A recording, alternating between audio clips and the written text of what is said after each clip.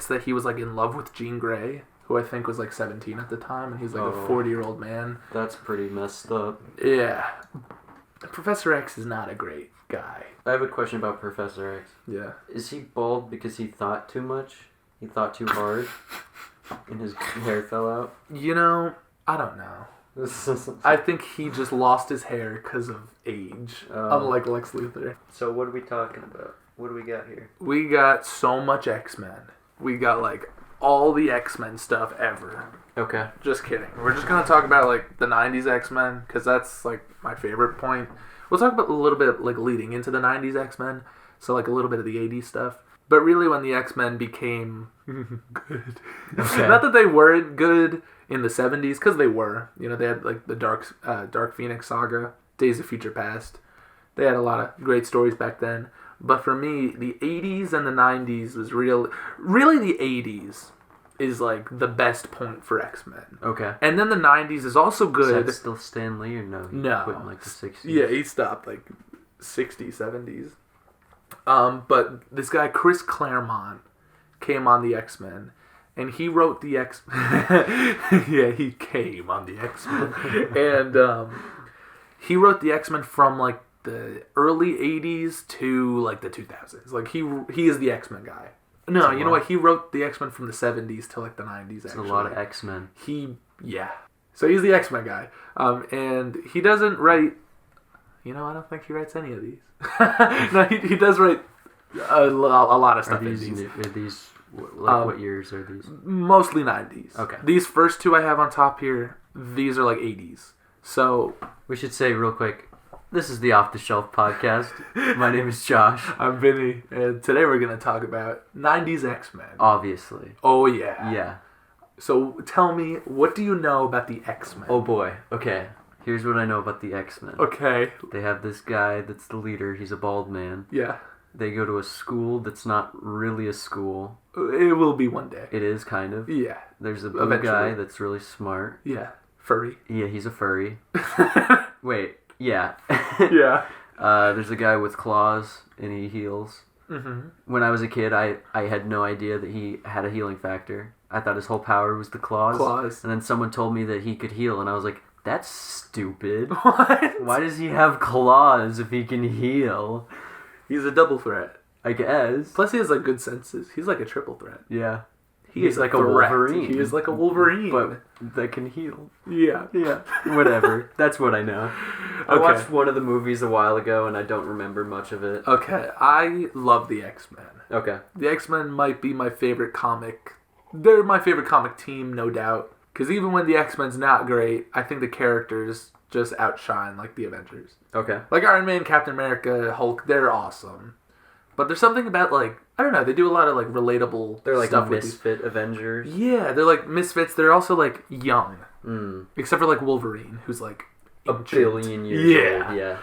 Like, when was Wolverine born, like, canonically? Like 1800s. Okay. Yeah, there's a book called Wolverine Origin. Sure. We'll probably do it one day. So he's been through some wars? Like, all of them. Nice. So, the first book, X-Men Mutant Massacre, this was not in the 90s. Actually, it might have been. Either the late 80s or early 90s. Like 86, 87. The X-Men, you like soap operas? Kind of, yeah. Okay, cool. You'll love the X-Men. Okay. Because it's like a 80-year soap opera. Superhero soap opera? Oh, yeah. Cool. Because they're all, like, young teenagers who fall in love with each other and, you know. X-Men Mutant Massacre is, like, the first really big X-Men event. Like, they did have Dark Phoenix and Days of Future Past prior to this, but this is where it got, like, real serious. Like, really dark, also. Like, Jean Grey did die. Spoilers. She did die in the Dark Phoenix saga, and... Is she bad? Did she turn bad or something? She does turn bad in that. She's like... She, like, kills Wolverine, maybe? In the movies. Yeah, she, like, gets close to killing everybody. Okay. She's, like, kind of brainwashed, mind-controlled by the Hellfire Club. So, okay. She's, like, death power or something? She, like, makes things die? Okay, so originally Jean Grey's power was to move things with her mind. Okay, like Professor X? Yeah, well, he has telepathy. So he could, like... He can't move things, he can just talk to people. He has both. He has telekinesis and telepathy. Okay, yeah. She only had telekinesis. And then eventually, I guess Stanley was like, that's kind of lame. Yeah. She's a telepath also. And then in the 70s, they went up to space one time. So the X-Men go into space a lot, which is something they never show in the movies or anything. I've never heard of that. Yeah, they go into space all the time. Cyclops' father is a space pirate. You told me that. Yeah, the Starjammers, Corsair of the Starjammers is Cyclops' birth father. His birth mom died, though. Sad. Yeah. They go into space all the time. And they have this alien enemy called the Brood, which are like, you know the movie Alien? Yeah. Like this, I've never seen it. Really? Yeah. You never watched Alien? No, I know. Oh, man. I've been meaning to watch it, but I just never got around to it. Well, the Brood are like evil aliens. I know what they... Yeah. I know about it. They're like... The Brood are like gross bug-like aliens. Yeah. There's also the Shi'ar, which is an alien race led by Queen Lilandra. Mm-hmm. And there's like this character, the Gladiator. They're not very important to what we're going to... Is this X-Men or Alien? This is X-Men. Got it. But these are alien characters. Yeah, okay. Professor X, I think he falls in love with Lilandra and like bangs her. So he gets. She's like a weird bug alien. No, she's not. No, she's like she looks like a human. Okay, like, cool. She's just a hot like alien. Yeah. And she green? Or... No, she's like humanoid. Yeah. Okay. So one time the X-Men go up into space. One time? Well, they go into a lot, but this certain occasion. The Phoenix Force, which is a cosmic entity, imbues itself into Jean Grey. So her Phoenix powers are cosmic. So kind of like Venom? No. Well, Venom is like a cosmic alien, I guess. Yeah. But she is like godly cosmic. When Venom is just like goo. So it's more like Fantastic Four? Yeah. So she breathes some like space dust and gets super? Yes. Cool. And then she becomes a Phoenix and then dies. And she's like all powerful or all what? Powerful, super powerful. Okay. She dies and then gets brought back a lot and then dies again. Jean Grey is in these books, but sometimes she's a clone, sometimes she's we're not going to talk about it. But at the base of it, she's dead. In these books. Well, no. Okay. At this point, she's back. Okay. How does she come back? Lazarus Pit? No, that's DC. Sorry, Lazarus Project? Wait. It's so confusing. I know. She gets brought back. Just because I wanted her back. Okay. There's another reason. We're not going to get into it. That's fine. We'll talk about the Phoenix Saga one day. Not now. Okay. So... Is there something to do with her powers that brings her back, or...? Probably. Okay. Well, so, these villains, the Hellfire Club... Yeah. Make a clone or something of Jean Grey named Madeline Pryor, who then Cyclops falls in love with and marries and has a kid with, and that kid is Cable, and then she dies, and then Jean Grey comes back. Wait, their kid is Cable? Yes. Oh. Okay. Yep.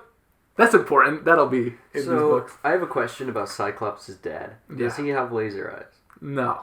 He's not a mutant. He's not at all. No, he's a guy. He's just a guy in space. He's a guy in space. That's pretty cool. It is. They're like the Guardians of the Galaxy. Have laser eyes either. No. So it's not like a transmittable gene. No. But Cyclops' brother, Havoc, can shoot lasers from his hands and chest. That's way cooler than laser eyes. Yeah. Why is Cyclops like the main one? I don't know. Anyway, so Human Massacre. Havoc. I'm sorry, just to pause like one more time. Yeah. I've definitely played as Havoc in a Marvel game. Probably. Maybe the Lego one. Definitely. Is he in he's Superhero in Squad? He might be, but he's definitely in the Lego one. That's cool. I had no idea who he was. Yeah, Havoc's cool. Okay. There's also a third brother that's Cyclops, there's three Cyclops. It's not okay. Never mind. There's another brother. There's another brother. Yeah. Who is a space when his dad was in space, had a child with an alien. Different moms. All of different. Them?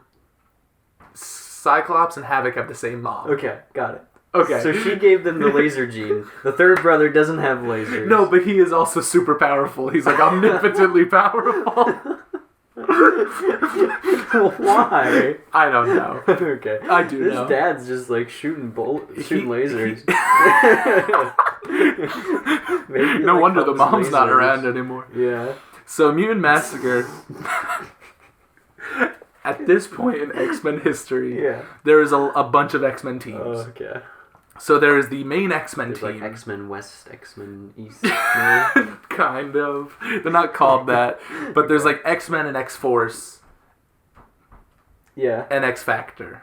X-Factor. So X-Factor is like Cyclops, Jean Grey, Iceman, Angel, and Beast. Perform for some judges. Yes. Yeah. So X-Factor is like the original 5 X-Men. So Cyclops and Beast and Jean Grey. Cool. And the normal X-Men is the X-Men that are popular. They don't get to keep the X-Men name even though they're like the originals. I'm not a fan of old X-Factor. I think it's kind of weird how they're like, they say they're not mutants.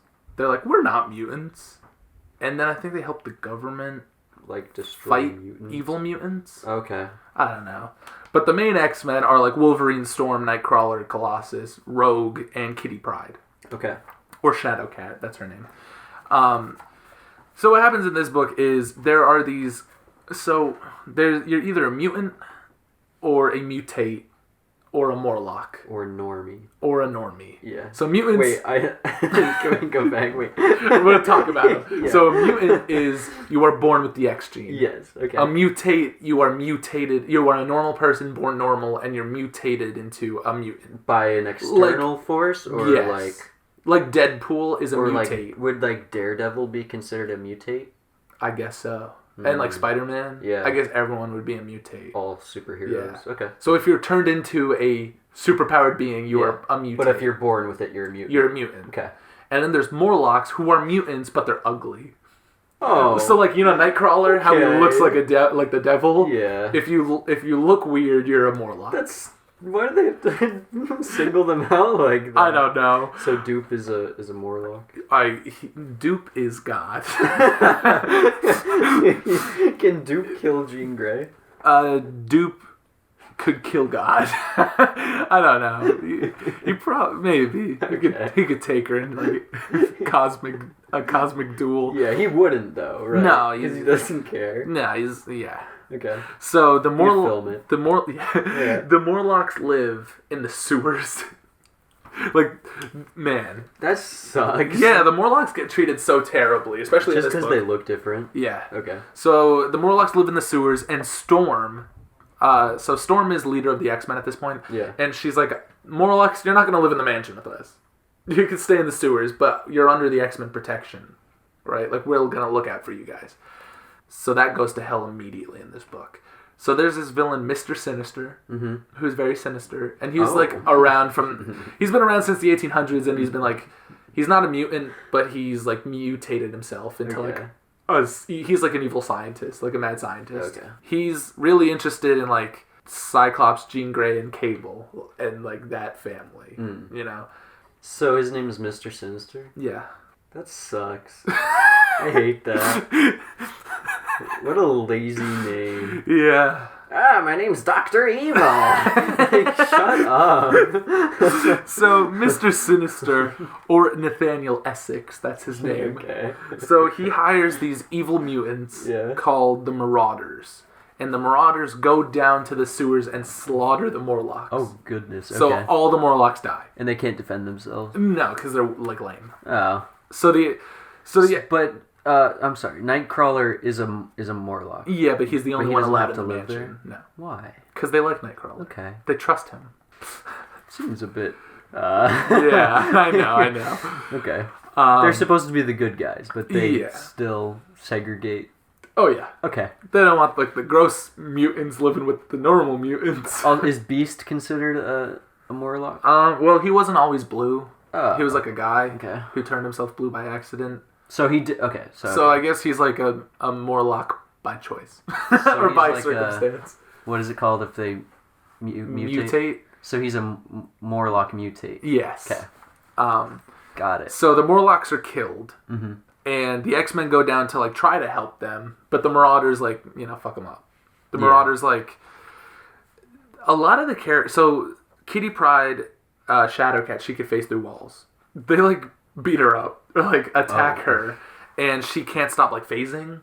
So she's like dying because eventually she'll like phase into nothing and die. So I have a question about her power. Yeah. So she can phase through walls. How does that work? I don't know. So she just does it. So she can go through anything though? Yeah. Would she go through the floor if she tried to phase through the wall? Yeah. That was her problem when she first developed her powers. So what? She like... Can she choose which part of her body phases? Yeah. So she could like phase half, step through, unphase, and then phase the other half? Yeah. That's cool. She can phase like But whatever. She doesn't phase through her clothing? Well, she can control it. It's not like she's phasing all the time. So then how does her clothes go through the wall with her? Well, okay, yeah, she can phase her clothes. She can phase whatever's on her, including if she touches other people. So if she... Whatever she is touching... Okay. So she touched a building. The whole building could fall through the earth? I don't know. Okay, I've never seen that. But probably. Okay. Sure. Yeah. Okay. But she can bring other people through the wall with her? Yes. Okay. So she's been attacked by the Marauders, and she's like... constantly phasing. She can't just phase through their punches or whatever? Well, she tried, and they like ganged up on her. I don't know. They attack Angel as well, and Angel has angel wings. Is that his whole gimmick? Oh, yeah. Okay. Yeah, they crucify Angel. Oh. Yeah, they crucify him. Like, actually? Like, I will find the image. They crucify him and, like, hang him up in the sewer walls, and his wings are completely, like, destroyed. Why? They just don't like the X-Men? Yeah, they were hired by Mr. Sinister to kill the Warlocks. Okay. And now the X-Men are intervening, so they're killing the X-Men. Here he is, like... So Angel, then, isn't a Morlock? No. Like, none of the X-Men... He's got a physical mutation? Well, yeah, you could have a physical mutation. But as long as you're beautiful on the like your face is as cute. Long as you're, like, not, like... Ugly? Ugly. Okay. Yeah. Pretty rude. Yeah. And I think... So they hang him up on the wall? Yeah, they crucify him. As like a sign? As a sign, yeah. So, like, and this is where Thor shows up. Yeah, here he's, like, crucified up there. And his wings are destroyed. And he has to get them amputated. So Angel is, like, out of the game for a while. Like, really what I wanted to... Can they grow back? No. Oh. So he's done. Like, he's a guy now. He'll come back. Okay. They'll do something with him. And so, like, why does Thor show up? That seems unusual. He was in the area. He just was there. Yeah. Okay. I think he was in the park, and some magical frogs came up to him and said, "Hey, Thor, there's some stuff going down in the sewers." And Thor was like, "Oh, okay." And then he went down there and then found Angel. That's pretty awesome. It is, yeah. Little magic frogs. Yeah, here they are. Actually, okay. Actually, they're magical frogs. That's so cool. Yeah. Okay. Are they his frogs, or they just... They know him. Okay. That's cool. At this point, point, when he turned into a frog. Yeah. Sure. So I'm sorry, Thor can talk to frogs, or is it just these frogs? These frogs, I guess. Okay. Okay. So he's there. Yeah. Also, a big thing. So I'm not going to waste too much time with this book. I just wanted to mention the Morlocks are all killed. Okay. Angel is out of commission. Colossus kills someone for the first time. He'd never killed someone before. Well, no, I don't think so. But because of what happened to Angel and all the other X-Men, he like loses it and kills a Marauder, and he's like, oh my god. Plus, also like he's dating Kitty Pryde, who is now like dying of phase ability. Like she can't stop phasing, so he's like losing his mind. And another big thing about this is the character Sabretooth. Man, so Cyclops really makes his way around the group, huh? Cyclops? Did you say Cyclops? Oh, Colossus. Oh, Colossus. Sorry, that's what I meant.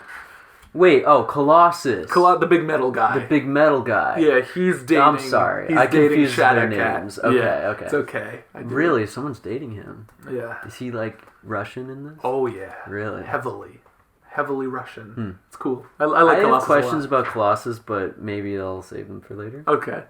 In the 90s, Colossus does some questionable stuff. Or the writers do some questionable stuff with the character. Yeah. And Saber, he has no say. You know Sabretooth, the Wolverine villain? Yeah, a little bit. This is like his first appearance in the X-Men.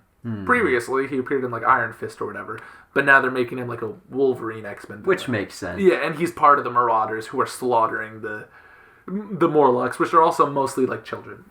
Oh, okay. Like, there are adult Morlocks, but they're makes it so much worse. Yeah. And of course, Storm feels like she failed because she was supposed to like help these people.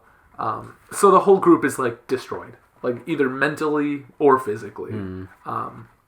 And moving forward, the X-Men will never be the same, or will they? No, they won't, because every goddamn like week is another event. After that book, every book, oh my god, every day is an event for these characters. Okay. Also, like, Sorry, is this directly after that, the events of actually, Mutant Massacre? I think so. I think so, actually. And what's this one called? This is Fall of the Mutants. Okay. It might not be directly, but a few issues in between. But they're like linear. Okay. Yeah. Got it. So the both of these books, and actually like all X-Men books going forward, usually these big events are like crossovers between X-Men, X-Factor, X-Force, and whatever other X-Men team. So like in that book, you could look at it. In this book and now this book, there's like 3 issues a piece to each like team. So you get to see like each team's side of the story of what's going on in these books. That's cool. Yeah. And Fall of the Mutants, again, it's great. I do really love this story, but it's not technically 90s. I just wanted to mention that, again, some big things happen. Storm... Is this pre or post 90s then?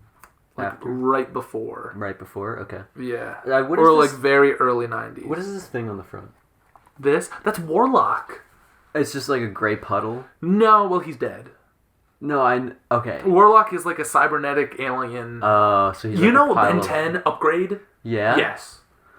He is upgrade from Ben 10. Straight up. Okay. I will try to find him. He is straight up upgrade. He doesn't look like that, but he has the same powers. Now you're speaking a language I understand. Yeah. That's cool. Here he is. He's like right here. Oh, he can like turn into anything. He is upgrade. He's kind of scary. He's very scary. So that's cool. Now each of these stories don't really intertwine, but coincidentally at the same time, all teams are going through like some traumatic event. Okay. So the X-Men are fighting this demon. So there's this character Forge, who I mentioned earlier, before we started this episode. But yeah. Forge is like this old Vietnam, like, he makes weapons, he has a metal leg.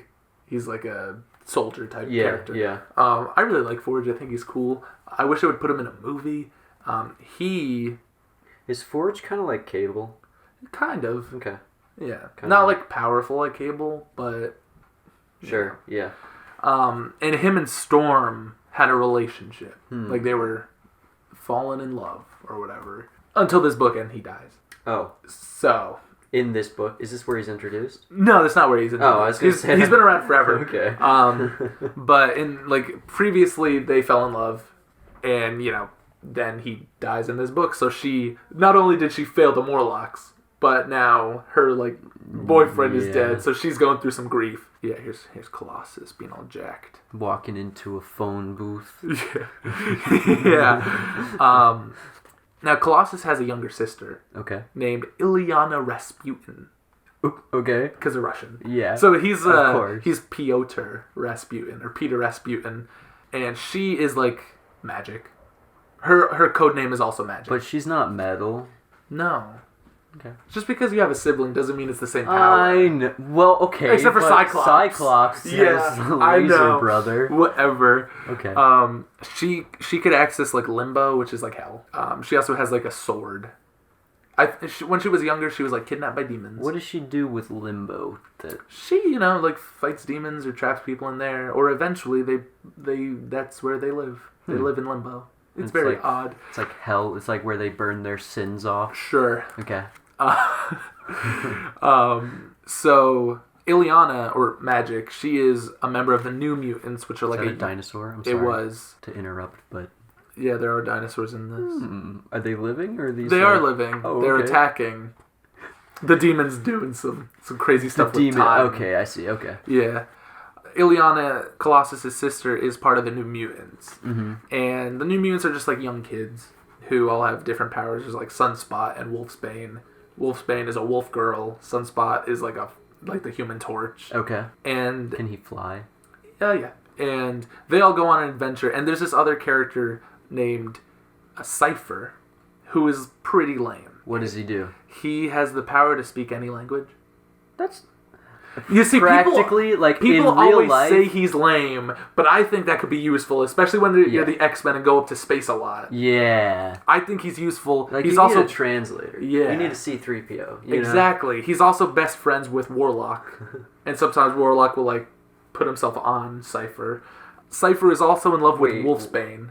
Warlock will put himself on Cypher? Well, he'll you know how Upgrade could Oh, he can do mold. Okay. Cypher does the same, and he'll be on. Okay, yeah. Yeah, that's cool. So they're best friends. That's fun. And Cypher is in love with Wolfsbane, and she doesn't care. She doesn't really like Cypher. And they go on this crazy adventure with this evil scientist. And the reason I'm bringing this up is because here's the evil scientist. He's mutating animals and stuff. And he kidnaps the New Mutants. He kills Cypher. So Cypher, or Doug, that's his name, he is murdered. Okay. Which at the time, he was a 14-year-old boy. Oh. And for the 80s, I don't even know if Robin was killed yet. He might have been, but it was still kind of new territory to murder children. Well, I mean, they did it in the last book. Well, they did do it in the last, but those were ugly children. Right. This is a character you care about. Yeah. And it's also really terrible because he gets shot, and then he's like, Wolfsbane, help me, please. And she's like, get away from me. She doesn't notice that he got shot. So he's like, oh, okay. And then he dies alone. And then Wolfsbane is like, oh, God. Cypher is treated horribly.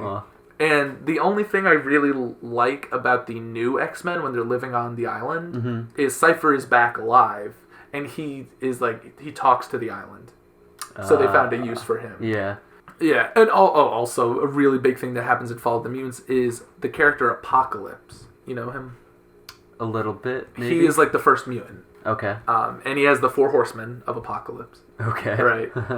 And he's a technopath. He could do everything.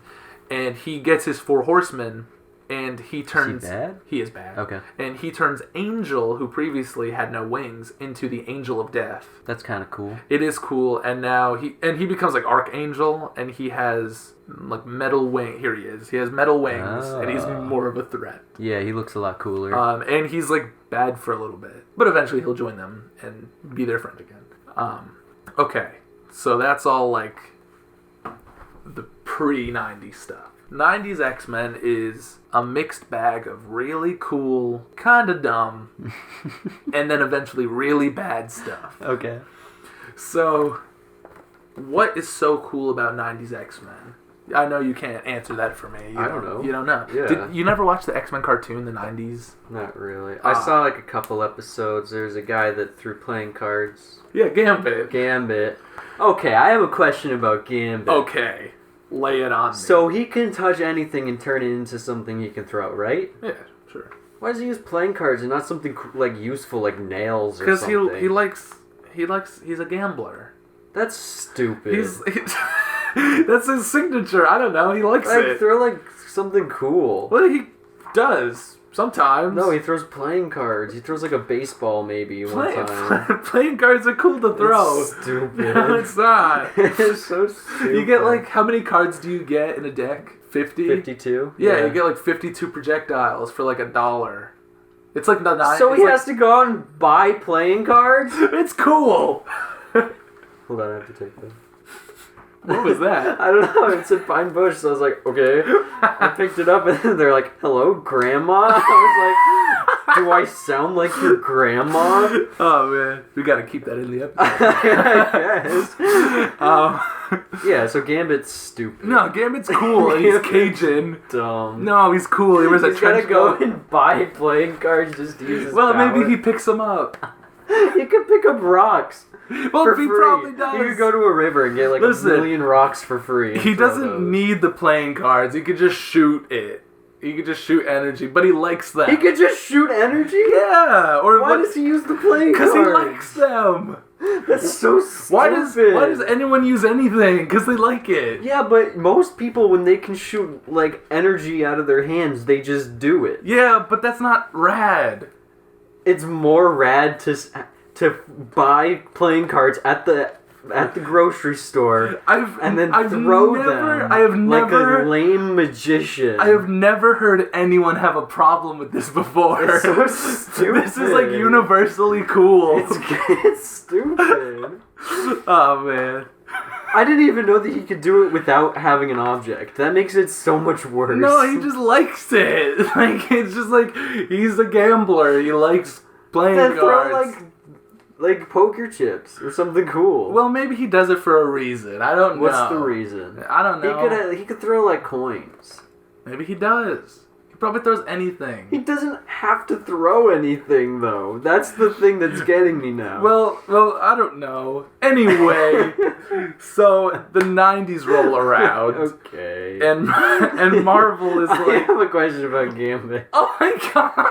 What could you possibly add? If Gambit touches a building, can he make the building like no laser building? No. Why not? Because I said no. Okay. X-Men are stupid. Shut up! So...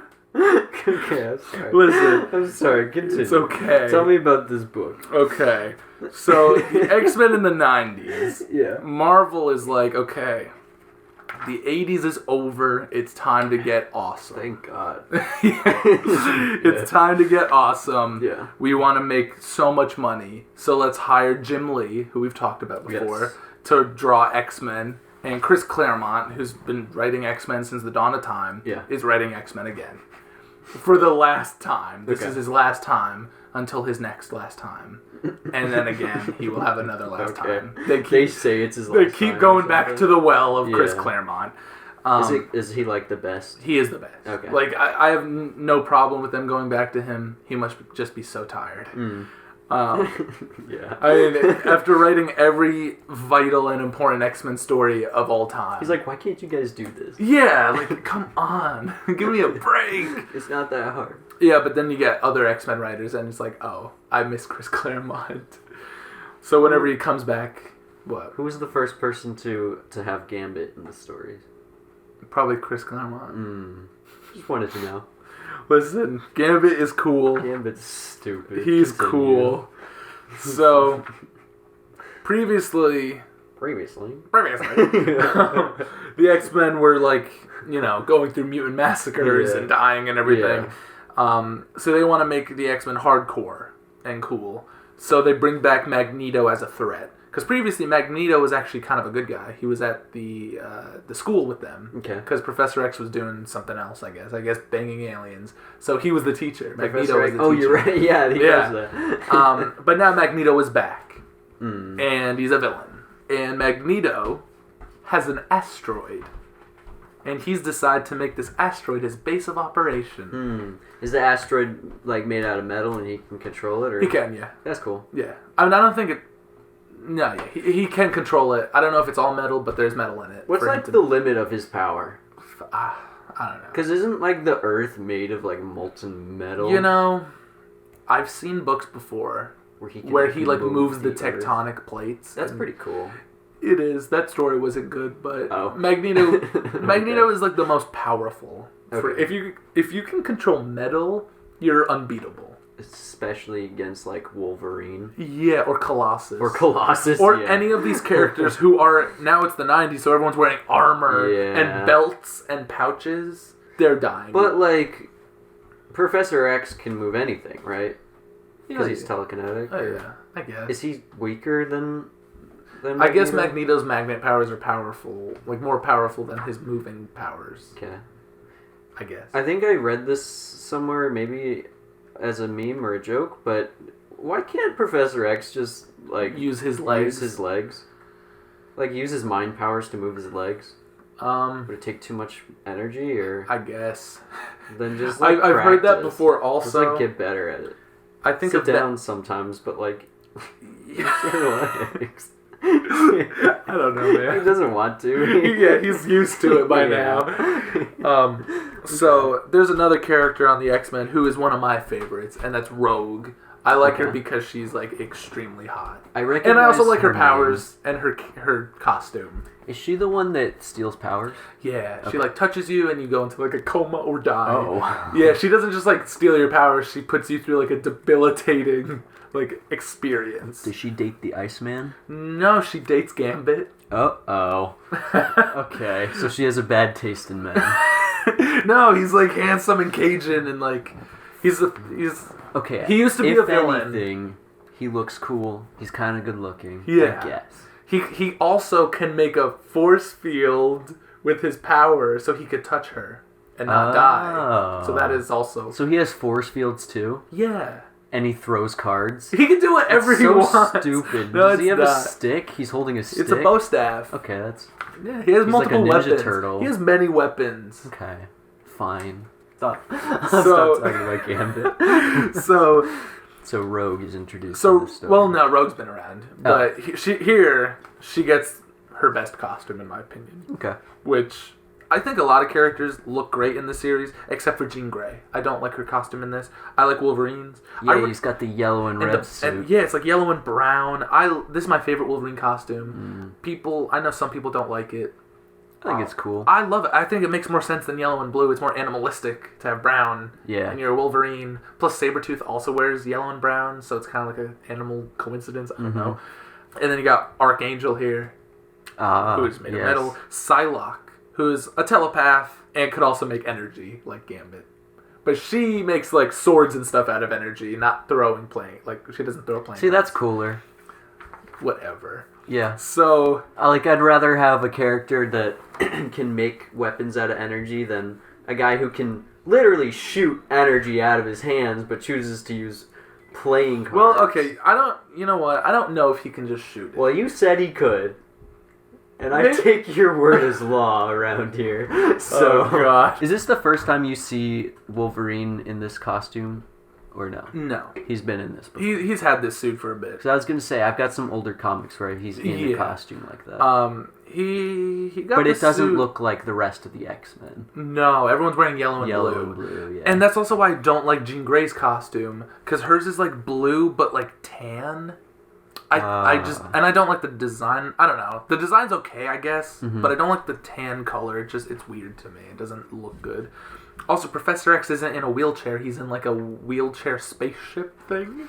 Like it's like a weird like Yoda's floating wheelchair. Yeah, right down here. You see that? Yeah, it's like a bed. Like he's just always like he got lazier. Yeah. So the deal with like these first couple of issues in X-Men is making Magneto a threat again, establishing Asteroid M, which is what he calls his home base, and he has a group called the Acolytes, who are his acolyte. There's people who follow him. Also, Beast is here. Ah, very cool. Yeah. Nightcrawler? Nightcrawler, yeah. You know what? He is. He does is that him? No. Oh, but he does see the bottom part. He does appear later in the series. At least he might be off doing something. Sure. Does he have his own comics? He has a few runs. Okay. Not at this time, but later in like the 2000s and stuff. So they're, like I mentioned before, they were X-Men, X-Factor, X-Force, whatever. Now, they kind of did a similar thing where there's the X-Men Blue and X-Men Gold. So they're just kind of like two different teams. They live at the same mansion, but like one's more of a stealth mansion. Yeah, one's more of a stealth team and one's more of whatever. Sure. And it's mostly just a way to, there's 20 X-Men, let's divide them a little bit and put them in different, stories. You can't have all of them in one story, sure. So, like, one team is, like, Cyclops, Wolverine, and, like, whoever. One team is, like, definitely better, because it has, like, Cyclops, Wolverine. Yeah. And the other one has, like, Jean Grey. And nothing against Jean Grey, I think she's great. But whatever team has Wolverine on is going to sell the most comics. Yeah. And Magneto's being, like, a threat to S.H.I.E.L.D. Nick Fury shows up in this book. And he's like, yo, X-Men, go murder Magneto. Because he has an asteroid. And he's going to blow us up, probably. Wolverine might not be the best choice to go kill Magneto. No. But they also get, like, red spacesuits, I guess. Made of metal? Yeah, okay. Oh, man. Also, Forge's leg is completely metal. Yeah. Have they fought Magneto before? Many times. So they should know. They've been fighting him since the 60s. They should wear, like, plastic armor. Maybe it is plastic. Maybe. You know, so how do they get into space? They have, like, a rocket ship? They have, like, their normal Blackbird ship. Either oh, it could right. go they into go into space all the time. Yeah, either that goes into space or Beast built another ship that could go into space. That's cool. They also introduced some other villains. Omega Red is a Russian... Kind of like a... You know, Wolverine went through, like, Weapon X? No? Sure. So Weapon X is what turned him into Wolverine with the metal claws. Oh, okay. Okay. Russia had their own, like, Weapon X type of thing. So it was like a government thing? Yes. That did that to him? Yeah. Like, he had bone... Like, his claws originally were made of bone. That's what I thought, yeah. Yeah, and then the government came in. And they were like, let's filled him with metal. With metal. Yeah. Okay. And erase his memory. Really? Yeah. Why? Just because so he doesn't come back and murder us. Oh, yeah. Okay. Yeah. So Russia makes their own, like, super soldier, and that's Omega Red. Mm-hmm. Is it the same people that did the Deadpool thing, or no? No. Oh. In the movies and stuff, I think it's, like, a different branch of it. Okay. I think it's Weapons Plus. Okay. There's Weapon X and Weapons Plus. Sure. And whatever. That's fine, yeah. Yeah, so 90s X-Men just, like, you know, bringing back Magneto, introducing Omega Red, and, you know, continuing, like, oh, man, this character Mojo right here is, like, the worst. He is, like, a intergalactic movie producer. Okay. So he has, like, a Mojo World is his place, and he controls everybody and makes some, like... He makes his own TV show, which is, like, Naked and Afraid. So he, like, takes mutants and puts them in dangerous, like, events and then films it for views. Yeah. And, But they could sue him because they probably didn't sign a release. Well, he's an alien. He's like a 700-pound alien. Yeah. Also at this time, because it's the 90s, Ghost Rider makes an appearance. He drives by and he goes, Hello, I'm Ghost Rider. No, he actually helps them in this one. Oh, he does? Yeah. It's cool. It is cool. Which Ghost Rider is it? This is the second one, Danny Ketch, who is not the Nicolas Cage one, but... Is he the one with the car? No, that's the third one. Got it. But Danny Ketch is the one, like, you think of Ghost Rider, you think of leather jacket, spikes. Mm-hmm. That's this one. The one Nicolas Cage is... It's the first one? He's the first one. He was more like a like Evel Knievel stunt driver, so he didn't wear like a leather jacket and spikes. He just had like a jumpsuit. There were a lot of events in 90s X-Men. And so what was the point of this big book here? Oh, you know, I wasn't going to go through the whole thing because it's so big. But just like sum up what do we need to know? Because is that in between... Yeah, this is the start of the 90s. Okay. So it's bringing back Magneto as a threat, yes, introducing new villains, and creating a new version of the X-Men team. Cool. So yeah. Just kind of putting things into a place where they can branch off of. Exactly. Okay. And X-Men #1 from the 90s, drawn by Jim Lee, is like the highest grossing comic of all time. So it was a success. Plus this team, everyone loves Wolverine and Gambit. Yeah. Except for you. Well. And Colossus and everybody, Psylocke. So this team was like, this is the best X-Men team. Sure. Like, it is the most eye-pleasing. They kind of like trim the fat, put things in order. Yeah. And they introduce characters like Jubilee, who, I like Jubilee. She's like, now the thing with the X-Men is every like decade, there's a different ride-along type character. So in like the 70s, it was Kitty Pryde, who was Shadowcat, and dates Colossus. So back then, and she was... Dupe? No. Did she kiss Dupe? That was in that one thing. No. Forget about him. Okay, I can't. Okay, continue. So Kitty Pryde is introduced in the 70s. Yeah. And she's like I think she's like 13. And she has like mutant ability to walk through walls. She's the ride-along character. She's how like new readers can be immersed in the X-Men. She learns of like all the crazy shit. Mm-hmm. She also becomes good friends with Wolverine. There's like a trend where like the new ride-along character becomes friends with Wolverine, which is kind of weird, but I guess because Wolverine's not like personable. No, but he's also the most popular character. Yeah. So you want the new character to like that character. It's like, well, if they like Wolverine, I must like them because I also like Wolverine. And so the 70s it was Kitty Pryde, and then the 80s it was Rogue. Okay. And again, she had a none of these characters ever had a romance. That's the one movie I saw. The first one. Yeah. Yeah. Yeah. Yeah. So didn't she? But she dated the Iceman in that. She did. Or she took his powers or something. Yeah. Whatever. Because they didn't have Gambit in the movie. Oh, that's right. That's why I like that movie.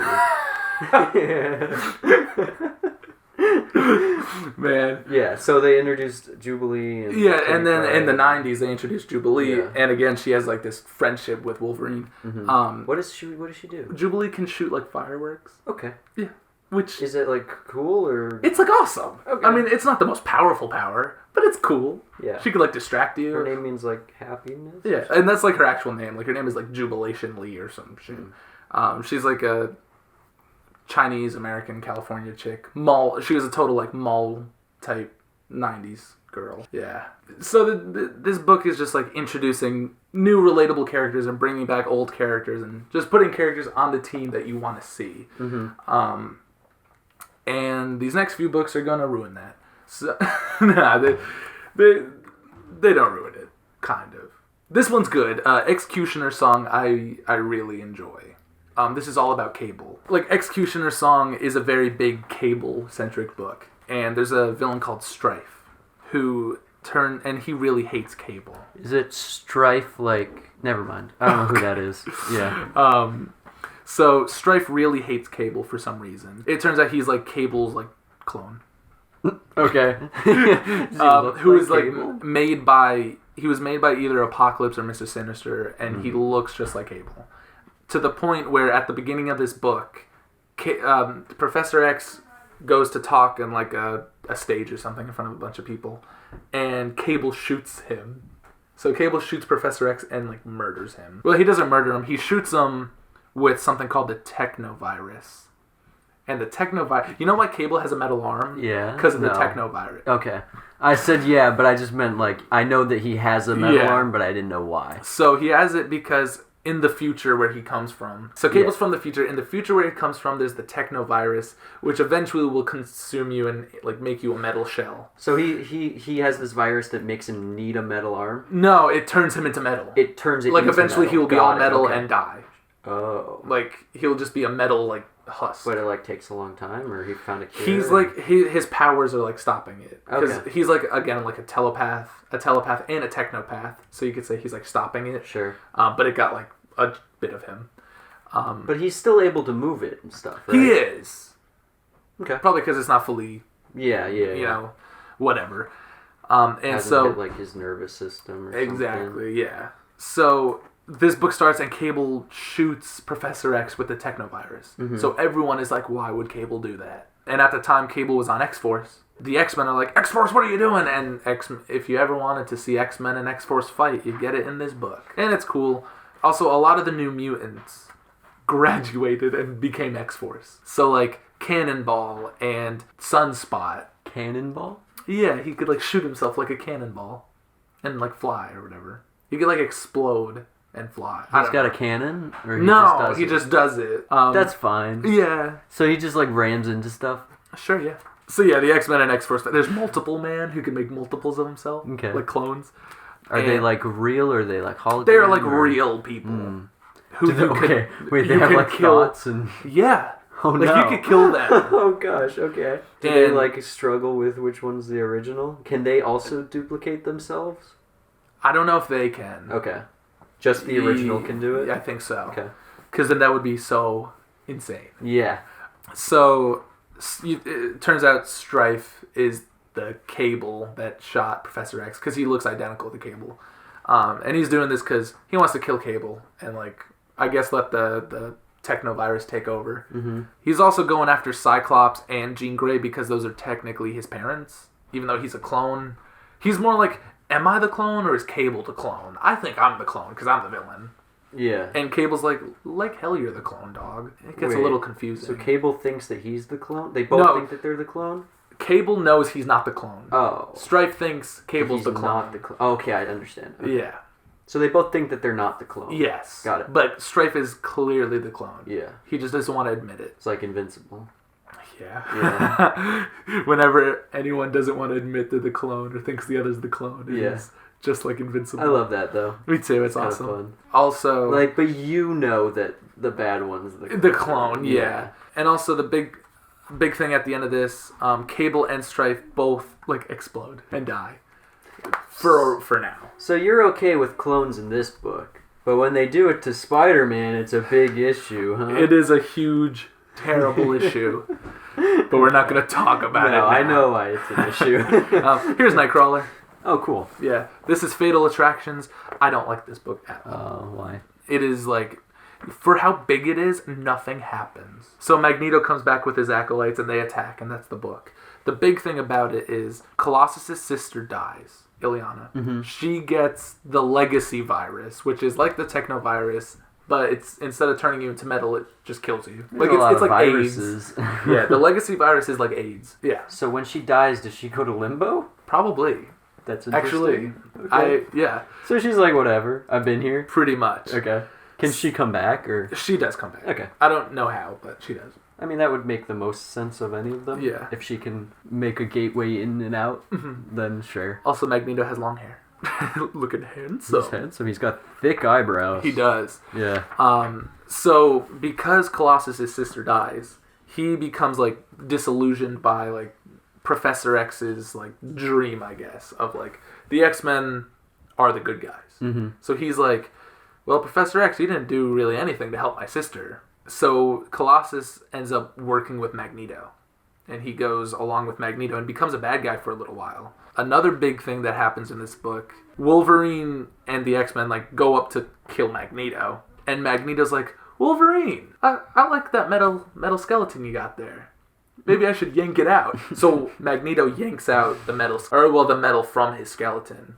So for the next few years, Wolverine will have no metal in his body. And he will just be like bone claws. Can he still use the claws if they're bone? He can, yeah. That's what he used to do before the metal. Are they sharp? Or they're kind of jagged. They're not as strong, but they could grow back, I think. Okay. Like, he could break them and they'll grow. Yeah. Here's where the metal is being ripped out of his body. That's kind of cool. It is very cool. And it's, like, the only very needed thing in this, besides the Colossus stuff. So he can do more than just, like, move metal with his mind. He can like, manipulate it and, like, liquidate it. Yeah. This doesn't really make any sense to me, but because Wolverine doesn't have his metal in his body, here's the bone claws. The writers seem to think that it's an interesting idea to make him, like, de-evolve. What? So, like, Wolverine looks like... He turns into an amoeba? Like, he's turning more ape-monkey-like. Okay. Or, like, more animalistic. Why? There is no good reason behind it. It's just... Okay. One day, the writer... Or the artist must have drawn him a little different, and then it just stuck. I don't like it. It looks weird. They give him, like, a weird mask. I'll try to find a picture of it. It's so bizarre. He's wearing like a cowboy hat in the last one. Yeah. Wolverine. That was the big red man. Juggernaut? Juggernaut, yeah. This is Onslaught. Now this book is pretty good. I do like this one. This is where Professor X's true nature kind of comes out a little bit. So one day Jean Grey's having a little her day. You know, she's hanging out, going shopping, and then all of a sudden she's attacked by a big monster that looks like Magneto. I'll try to find him. And right here. Oh. And this is Onslaught. Okay. And Onslaught is a telepath and, like, super powerful. And Onslaught... There's a lot of telepaths in the X-Men story. Oh, yeah. So so Onslaught is like, Jean Grey, you should, like, work with me, because you're a telepath, I'm a telepath. And she's like, how about no? And he's like, okay, well, fuck you. So he carves the name Onslaught into her head, but only so, like, a telepath could see it. So, like, if, like, me and you couldn't see it, but if one of us could read minds, we could see it. Okay. Which, whatever. Sure. That's kind of cool, I guess. Yeah. Also, prior to this, Onslaught attacked Juggernaut and beat him. And Juggernaut is notoriously not, like, unbeatable. You know, he's unbeatable. Nothing can stop the Juggernaut except for, apparently, Onslaught. And, nothing can stop Juggernaut? well, except for everyone who fights him. Yeah, I was going to say, I feel like he's been beaten a couple times. He has been beaten many times, but, his whole motto is nothing can stop him. Does his head fit in that stupid helmet, or does it... Is it like filled in? No, he's just he like a normal. Have a big round head. No, okay. Not like Arnold, the cartoon, like football shaped head. Yeah, no, but he's beaten by Onslaught, and he's like, "Oh my god, this Onslaught guy's so strong. We gotta defeat him or whatever." So he actually ends up working with the X-Men, which I think is kind of cool. And also something about Juggernaut is, you've seen Deadpool 2. Yeah. They mention in Deadpool 2, like a slight reference that Juggernaut is the half brother to Professor X. Oh yeah. Okay. So that's also another reason he goes to... Same mom or same dad? I have no idea. Probably mom, I guess. Whoever carries the mutant gene.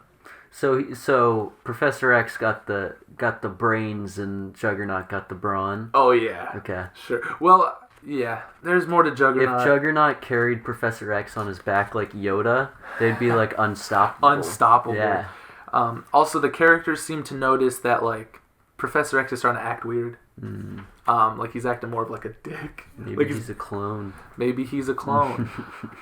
Or maybe he's Onslaught. Oh. So it turns out that Professor X Can Onslaught just take over forms then? So here's the thing. Professor X and Professor X and Magneto's minds fused together or something. Their brains fused together. He's Onslaught. And he wants to destroy the X-Men. And he wants to destroy Magneto. Yeah. Okay. Even though this is an X-Men book, as it goes on, Onslaught starts to attack not just the X-Men, but the Avengers and the Fantastic Four. So Onslaught's big goal is to I guess either kill all the telepaths or I guess kill them and take their power. Okay. And become super strong. So he can absorb power then? Yeah. Okay. He could do whatever the writers want him to do. Sure. And so the Avengers get involved, and so do Cable. Cable returns, and he's thrown into the fight. Literally everyone is in this fight against Onslaught. And the Fantastic Four are introduced into this book. They weren't introduced in it. Right. They're in the book yeah. because Mr. Fantastic and the Invisible Woman have a child named Franklin Richards, and he's 4 years old. 4 years old because they're the Fantastic Four. I get it. I see what they did. He's also a omnipotently powerful. He's a mutant. He has the mutant gene. Unlike them, who are technically mutates, I guess. Yeah. Franklin Richards, he has the mutant gene, so he's really powerful, cosmically and telepathy. He has. How does he get that from? I guess. Well, the thing with the X gene the is Invisible Woman has some sort of telepathy. Well, that's the thing with the X gene. It's random. Okay. Just because your dad is can do ice stuff or laser stuff doesn't mean you'll have the same thing. Sure. It's it's which is kind of annoying, but yeah, whatever. But so Onslaught goes after Franklin. So now the Fantastic Four are involved. Yeah, Franklin. It's an epic, sprawling fight that lasts very long. And because of this, also Daredevil's here and Elektra. Everyone gets involved. Here's Wolverine and how he looks. He looks less he a looks man. like a caveman. Yeah, he de-evolves into a Neanderthal. How does that I don't happen? understand why. I have no idea. I don't like it. Because he didn't look like that before he got the medal. Oh, also, Magneto previously died. And that's why his brain is in Professor X's or whatever. But now there's a younger clone of Magneto. Of course. And his name is Joseph. He doesn't remember being Magneto. Or it either is Magneto. I don't remember. Does he have Magneto powers? He does, and he has long hair, and he's younger. So it's really just a way to get a younger Magneto. And make him good again? And make him good again for a little while. Okay. You get Apocalypse in this book. Apocalypse and Onslaught fight. And then eventually they, defeat Onslaught. The Hulk is involved. At this point, Hulk is Smart Hulk. So he's not as strong. And Sure. he goes to Jean Grey or some other telepath and is I need you to switch off Bruce Banner so I can be full Hulk and kick the shit out of Onslaught. And that's exactly what she does. And then you see Hulk rage out. For the first time in a long time, you get to see the Hulk. So Onslaught... Wait. Onslaught's the one that's been absorbing all the people, right? Yeah. Why can't he just absorb the Hulk's power? He only telepaths. He only wants brain. Okay. He only wants brain. Got juice. it. Yeah. So, okay, so the Hulk can beat him? Well, he doesn't. Oh. He gives a good fight though. Got it. Okay. Can Onslaught kill the Hulk? Probably. Maybe. He doesn't though. Yeah. Do they bring him back to like Smart Hulk, or is he? They do Professor eventually. Hulk? Yeah. Eventually they will defeat Onslaught. Is there a series of comics where he's like this Professor Hulk? Yeah. That's cool. Yeah. I like and that. it's like way better than the movie. Because it's not like a dumb joke. He's not just like taking. He's like actually doing. We're gonna do a book one day called Hulk Future Imperfect, where he is Smart Hulk in that, and he goes to the future. Nice. Yep. Because of this whole event, after they defeat Onslaught, they kind of kick out Professor X. They're like, "You're a villain. We hate you. Leave." And I think That's reasonable. Yeah, I think Professor X even goes to jail. Like, they arrest him. Can he be kept in a prison? Well, they put a mutant inhibitor collar on him. Okay. They have that in one of the movies. They have it in Deadpool, too. They do have it in Deadpool, yeah. Because he joins the X-Men, that's right. Yeah. And then, of course, they'll let Professor X back in. So do you like this story? You know, looking back on all of it, it's a huge mess. Yeah. Kind of crazy. Very confusing. A lot of clones. Yeah. A lot of moving parts. A lot of moving parts. But when you're like reading it and you're looking at the art, because the art's very good, it's fun. It's very fun. And there's a lot of like, character drama and stuff in between. It's not just crazy Professor X going bananas and Cable and whatever. It's like, there's some cool stuff like... So Professor X is kind of evil at the end of that. It's not just because of Onslaught, or no, he is like the bad guy. Okay. And then they'll like undo it. I think they do like kind of a slight reboot. Sure. So do they ever actually spend time at like the school for X-Men? What do you mean? Because you said there's like a school for the X-Men. Okay, so there's like a mansion. Yeah, they're at the mansion all the time. Like in the 60s and 70s and stuff, it was more of a school just for the 5 X-Men, just for the X-Men. And then over time, they like let actual mutants in. And it's an actual like school, it's an actual school for young mutants to learn like chemistry and math.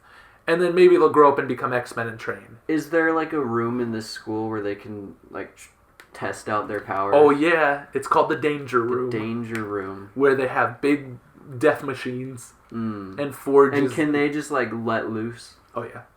They do it all the time. Yep. They won't destroy things? I mean, they can destroy things. No, I mean like the room itself. No, the room's fine. That's but they cool, could destroy like the machines, which really sucks for like Forge, who has to like build it. Right.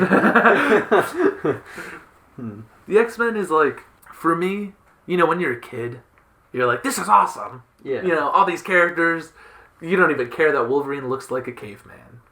Yeah. But now looking back on it, it's, a little whatever. Not the best, not the worst. No. Yeah.